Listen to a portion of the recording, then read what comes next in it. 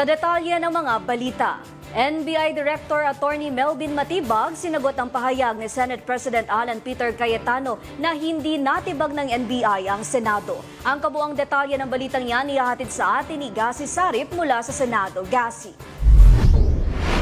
Tinugunan ni National Bureau of Investigation Director Melvin Matibag ang pahayag ni Senate President Alan Peter Cayetano na hindi natibag ng NBI ang Senado matapos ang insidente ng pagputok ng baril sa loob ng Senado kamakailan.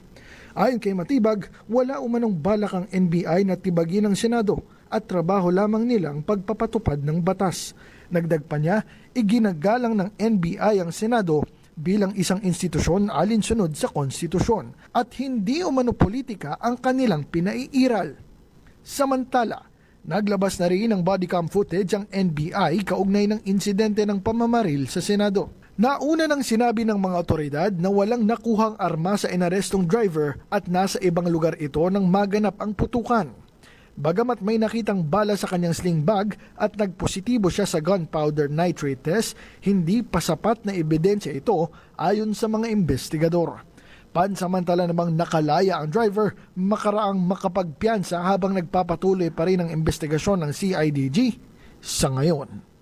Para sa DHTV News, ako si Gazi Sarip, nag-uulat. Maraming salamat sa iyo, Gasi Sarip.